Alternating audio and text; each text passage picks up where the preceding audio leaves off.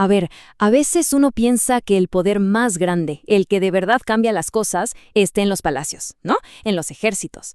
Pero hoy vamos a ver una historia increíble sobre cómo las palabras, y no de cualquiera, sino de una joven cautiva, sin nombre, sin nada, terminaron creando un eco que cambió por completo el destino de un general y hasta de una nación entera.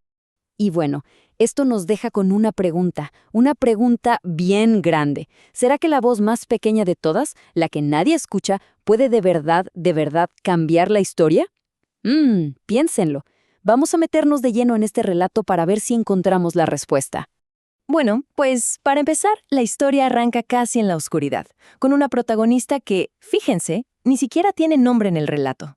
Tratemos de ponernos en sus zapatos por un segundo. Es una jovencita israelita, la capturan y ahora está sirviendo como esclava en una tierra que no es la suya, una tierra enemiga.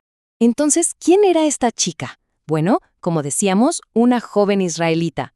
La capturan en una de esas redadas que hacían los sirios en la frontera.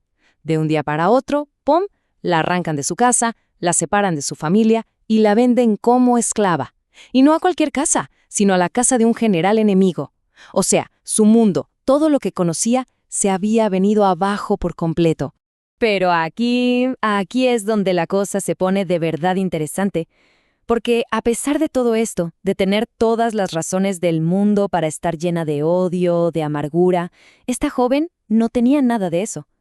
El relato nos cuenta que su fe era lo que la mantenía en pie, y que tenía una paz, una tranquilidad, que, la verdad, no tiene ninguna lógica humana. Bueno, ahora pasamos al otro lado de la moneda. La historia nos presenta ahora al segundo personaje principal, el amo de esta chica. Y no era cualquiera, ¿eh? Era un general, un hombre superpoderoso, victorioso, pero que guardaba un secreto terrible, una aflicción que poco a poco amenazaba con quitárselo todo. Y este hombre era Naamán. Miren, de cara al público, era el general del ejército sirio. Un tipazo, un hombre de honor, respetadísimo. Pero, en privado, la historia era otra.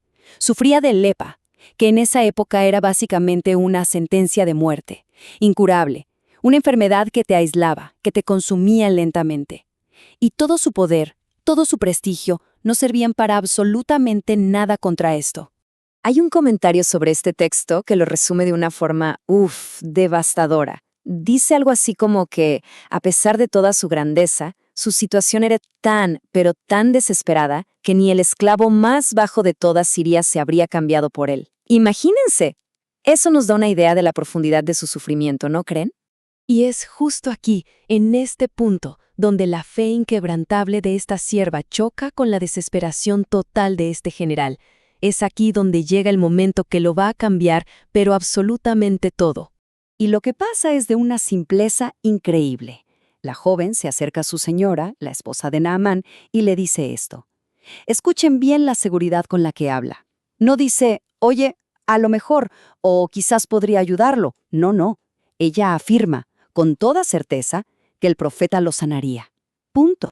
Y uno se pregunta, ¿de dónde saca una convicción así? ¿Cómo es posible? Bueno, el relato nos da algunas pistas. Lo primero, obviamente, una fe a prueba de balas. Lo segundo, algo increíble, 0 resentimiento. En lugar de alegrarse del mal de su captor, ella de verdad quería que se curara.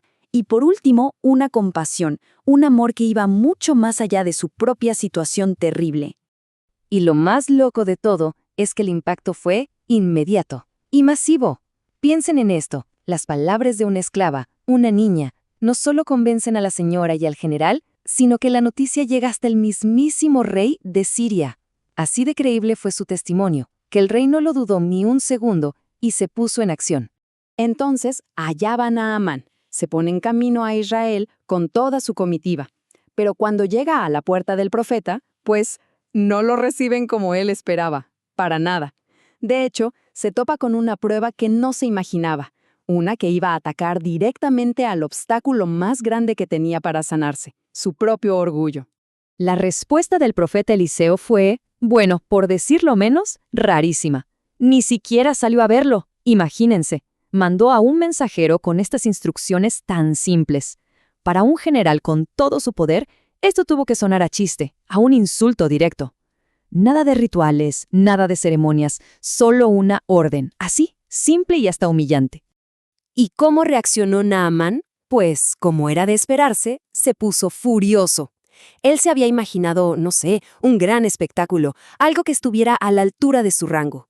Y en vez de eso, sintió que lo estaban ninguneando, que se estaban burlando de él. Su orgullo quedó hecho pedazos. Y aquí viene la pregunta del millón, ¿no? ¿Iba a dejar que su orgullo herido le impidiera sanarse? ¿Iba a tirar todo por la borda por eso? Es un momento de muchísima tensión, porque aquí la historia pudo haber tomado un camino totalmente diferente. Pero, por suerte, la cosa no terminó ahí. Son sus propios sirvientes los que, con mucha cabeza fría, lo hacen entrar en razón. Le dicen, «Jefe, ¿qué tienes que perder?» Y así, por fin, llegamos al clímax de la historia, el milagro en el río Jordán, que fue el resultado directo de, finalmente, obedecer. Y el número era clave, 7. No 6, no 8, 7. Cada vez que se sumergía en esas aguas lodosas del Jordán, era un golpe a su orgullo, pero también un acto de fe. Tenía que seguir la instrucción al pie de la letra, por más rara que le pareciera, para poder ver el resultado. Y el resultado, ¡wow!, fue instantáneo, milagroso. Cuando sale del agua por séptima y última vez, su piel, esa piel que estaba destrozada por la lepra, estaba completamente nueva. El texto dice literalmente, como la carne de un niño. La transformación física fue total, absoluta. Pero ¿saben qué? La curación de su piel no fue el milagro más grande de ese día. Para nada. Al regresar con el profeta, Naamán suelta esta confesión de fe tan potente. Y es que su transformación no fue solo por fuera, fue por dentro, fue profunda, espiritual. Encontró algo muchísimo más grande que una simple cura. Ok, ahora, hagamos un zoom out. Vamos a alejarnos un poco para ver la imagen completa. Pensemos en el eco de la fe de esa chica sin nombre. Vamos a ver las ondas que se crearon a partir de ese pequeño acto de fidelidad en la casa de su enemigo. La primera onda, claro, la más obvia. Un hombre recupera su vida. Un general es sanado de una enfermedad terrible y recupera no solo su salud, sino su dignidad. Luego, la segunda onda, que se expande un poco más. La conversión de Naamán tuvo que haber transformado a toda su familia, a su gente, a sus sirvientes. Todos los que vieron con sus propios ojos cómo su señor había cambiado por completo. Y finalmente, la onda más grande de todas.